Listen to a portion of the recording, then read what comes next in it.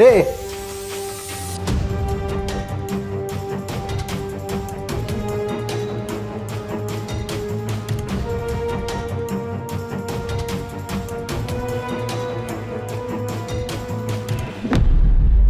ಅಕ್ಕ, ನಿನ್ನ ನೋಡ್ ನಂಗೆ ಎಷ್ಟು ಖುಷಿ ಆಗ್ತಿದೆ ಗೊತ್ತಾ? ಸಾಕು ನಿಲ್ಸಿ ನಾಟಕನ. ಏನ್ ಮಾಡಕ್ ಹೊರಟಿದ್ಯಾ ಚುಕ್ಕಿ? ಅಪ್ಪ ಅಮ್ಮನ್ ಮರ್ಯಾದೆ ತೆಗೆದು ಅವ್ರನ್ನ ಬೀದಿಗೆ ನಿಲ್ಸ್ಬೇಕು ಅಂತಿದ್ಯಾ? ಇನ್ನು ಅವ್ರಿಗೆ ಎಷ್ಟು ನೋವು ಕೊಡ್ಬೇಕಂತಿದ್ಯಾ? ಸಾಕು ನಿಲ್ಸು. ಅಕ್ಕ, ನೀನ್ ಏನ್ ಹೇಳ್ತಿದ್ಯಾ ಅಂತ ನಂಗೆ ಅರ್ಥ ಆಗ್ತಿಲ್ಲ. ಈಗ ನಾನು ಏನ್ ತಪ್ಪು ಮಾಡ್ದೆ? ಡ್ರಾಮಾ ಸಾಕು ಅಂದೆ. ನೀನ್ ನೋಡಕ್ ಬಂದಿರೋ ಹುಡುಗ ನಿನ್ನ ಯಾಕೆ ರಿಜೆಕ್ಟ್ ಮಾಡ್ದ? ಅದನ್ನ ಅವ್ರಿಗೆ ಕೇಳ್ಬೇಕು. ನೀನ್ ನನಗ್ ಕೇಳಿದ್ರೆ ಯಾಕೆ ಅಂದ್ರೆ ನನಗೆ ನಿನ್ ಮೇಲೆ ಅನುಮಾನ. ನೀನ ದೇವ್ ಮಾತ್ ಕೇಳ್ಕೊಂಡೇನಾದ್ರು? ಯಾವ ದೇವ್? ನಂಗೆ ಯಾರು ಗೊತ್ತಿಲ್ಲ. ನಾನು ಅವನ್ ಸಹವಾಸ ಬಿಟ್ಟು ಯಾವ್ದೋ ಕಾಲ ಆಯ್ತು. ನಿಜವಾಗ್ಲು? ಹೌದು ಅಕ್ಕ, ದೇವ್ಗೆ ಮದ್ವೆ ಆಗಿದೆ. ಸಾಲದಕ್ಕೆ ಅವ್ರ ಹೆಂಡತಿ ಈ ಪರಿಸ್ಥಿತಿಲಿದ್ದಾರೆ. ಹೀಗಿರ್ಬೇಕಾದ್ರೆ ನಾನು ಅವ್ರನ್ನ ಮದ್ವೆ ಆಗ್ಬೇಕು ಅಂತ ಆಸೆ ಪಡೋದೇ ತಪ್ಪು ಅಂತ ನಂಗೆ ರಿಯಲೈಸ್ ಆಗಿದೆ. ಅಪ್ಪ ಅಮ್ಮ ಮನೆ ಮರ್ಯಾದಿನೇ ಉಸಿರು ಅಂದ್ಕೊಂಡು ಉಸಿರಾಡ್ತಿದ್ದಾರೆ. ಹಾಗಿರುವಾಗ ನಾನು ಹೀಗೆ ಮಾಡಿದ್ರೆ ಅವ್ರ ಮನ್ಸಿಗೆ ಎಷ್ಟು ನೋವಾಗುತ್ತೆ ಅಂತ ನನಗೆ ಗೊತ್ತು. ಅದಕ್ಕೆ ನಾನು ಅವ್ರ ಕಾಂಟ್ಯಾಕ್ಟ್ನ ಕಟ್ ಮಾಡಿಕೊಂಡು ಯಾವುದೋ ದಿನ ಆಯಿತು.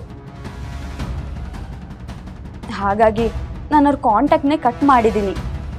ನಾನಾಯಿತು, ನನ್ನ ಕೆಲಸ ಆಯಿತು ಅಂತ ಸುಮ್ಮನೆ ಇದ್ದೀನಿ. ನಂಗೆ ಯಾಕೋ ನಿನ್ನ ಮಾತಿನ ಮೇಲೆ ನಂಬಿಕೆ ಬರ್ತಿಲ್ಲ ಚುಕ್ಕಿ.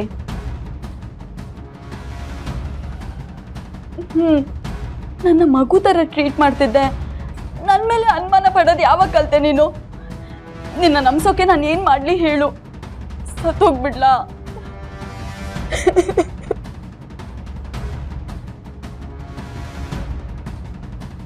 ಯಾಕೆ ಅಳ್ತಿದ್ಯಾ? ಈಗ ಅಳೋಂಥದ್ದೇನಾಯ್ತು? ನಾನೇ ನಿಂಗೆ ಹೊಡೆದ್ನಾ?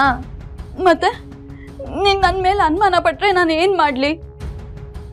ನಾನೆಲ್ಲ ಮರೆತು ಅಪ್ಪ ಹೇಳೋ ಹಾಗೆ ಕೇಳೋಣ ಅಂತ ನಿರ್ಧಾರ ಮಾಡಿದ್ದೀನಿ. ಅವ್ರು ಯಾವ ಗಂಡು ತೋರಿಸ್ತಾರೋ ಕಣ್ಣು ಮುಚ್ಕೊಂಡು ತಾಳಿ ಕಟ್ಸ್ಕೊಳ್ಳೋಕೆ ರೆಡಿ ಆಗಿದ್ದೀನಿ. ಆದ್ರೆ ಬಂದವರೆಲ್ಲ ನನ್ನ ರಿಜೆಕ್ಟ್ ಮಾಡ್ತಿದ್ರೆ ನಾನು ಏನು ಮಾಡಲಿ? ನೀನು ನನ್ನ ಮೇಲೆ ಅನುಮಾನ ಪಡ್ತೀಯ, ನೋವಾಗಲ್ವಾ ನನಗೆ?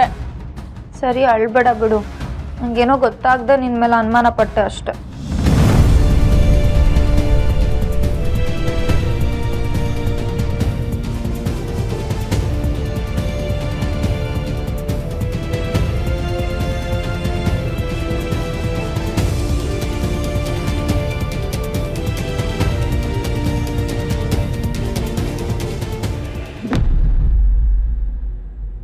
ಓಕೆ, ಊಟದ ಮೆನು ಫೈನಲ್ ಆಯ್ತಾ? ಒಂದು ನಿಮಿಷ ಮೇಡಮ್, ವಾಟ್ಸ್ಆ್ಯಪ್ ಮಾಡ್ತೀನಿ.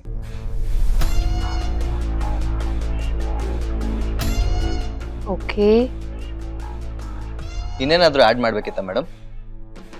ಲಕ್ಷ್ಮಿ, ಸರು, ಅಕ್ಕ,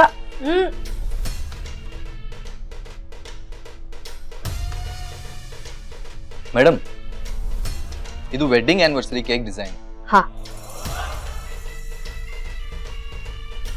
ಲಕ್ಷ್ಮಿ, ಚೆನ್ನಾಗಿದ್ಯಾ ನೋಡು. ಬೇರೆ ಏನಾದ್ರೂ ಬೇಕಿದ್ರೆ ಹೇಳು. ಯಾಕೆ ಹೀಗಿದ್ಯಾ? ಏನಾಗಿದೆ ನಿನ್ಗೆ?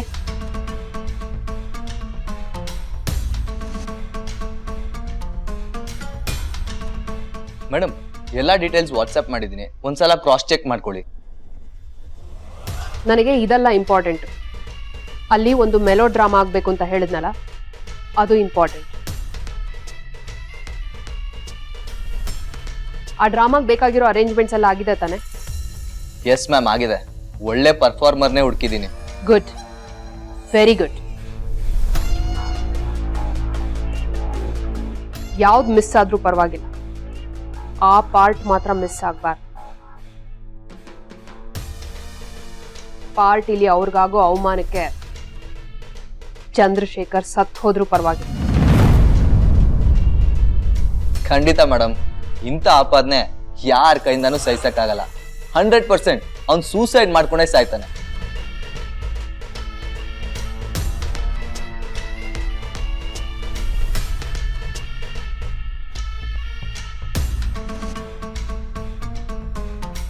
ಇನ್ನೊಂದು ವಿಷಯ, ಯಾವುದೇ ಕಾರಣಕ್ಕೂ ಯಾರಿಗೂ ಇದು ನಾನ್ ಮಾಡಿಸಿದ್ದು ಅಂತ ಗೊತ್ತಾಗ್ಬಾರ್ದು.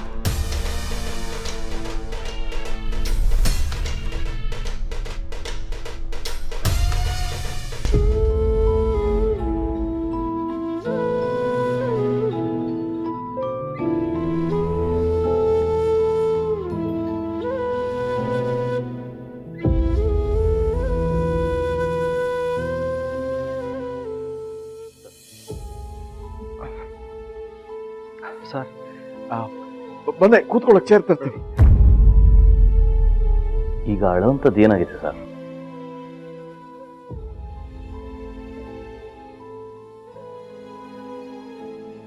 ನನ್ನ ಮಗಳನ್ನ ನೋಡಕ್ ಬಂದ್ ಗಂಡಿನ ಕಡೆಯವರು ಈ ಗಂಡು ಹೋಯ್ತು ಅಂದ್ರೆ ರೇವತಿಗೇನು ಬೇರೆ ಗಂಡೆ ಸಿಗಲ್ವಾ? ಅದು ಅಲ್ಲದೆ ಒಂದು ಮನೆಯಲ್ಲಿ ಹೆಣ್ಣಿದ್ದಾಳೆ, ಮದುವೆ ಗಂಡು ನೋಡ್ತಾ ಇದ್ದಾರೆ ಅಂದ್ರೆ ಹುಡುಗರು ಬರ್ತಾ ಇರ್ತಾರೆ, ಹೋಗ್ತಾ ಇರ್ತಾರೆ. ನೋಡಿದ ತಕ್ಷಣ ಸೆಟ್ ಆಗಬೇಕು ಅಂತಿಲ್ವಲ್ಲ sir? It will take time. ಒಬ್ರೋ ಇಬ್ರೋ ಹೀಗೆ ಮಾಡಿದ್ರೆ ನಾನು ಅಷ್ಟು ಯೋಚನೆ ಮಾಡ್ತಾ ಇರ್ಲಿಲ್ಲ ಸರ್. ಒಂದು ಹುಡುಗರೆಲ್ಲ ಹೀಗೆ ಮಾಡ್ತಾರೆ.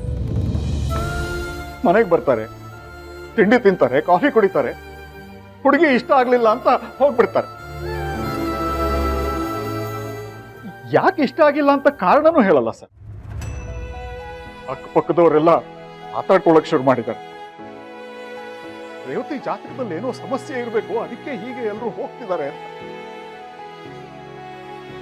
ಹೇಳಿ ಸರ್, ನನ್ನ ಮಗಳು ರೂಪವತಿ ಅಲ್ವಾ, ಗುಣವತಿ ಅಲ್ವಾ? ಆದ್ರೂ ಯಾಕೆ ಹೀಗಾಗ್ತಾ ಇದೆ?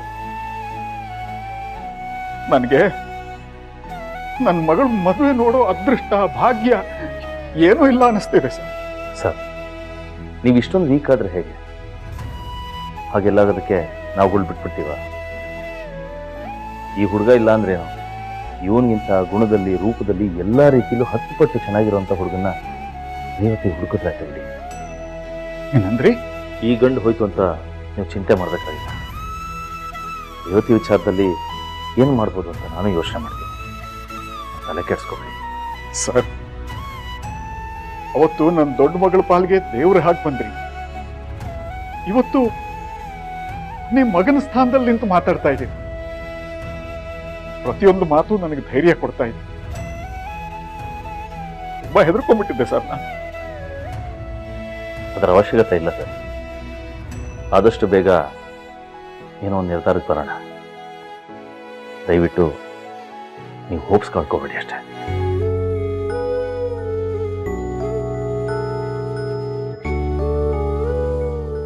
ಏನು ಗ್ಯಾರಂಟಿ ಹಿಟ್ಲರ್ ಕಲ್ಯಾಣ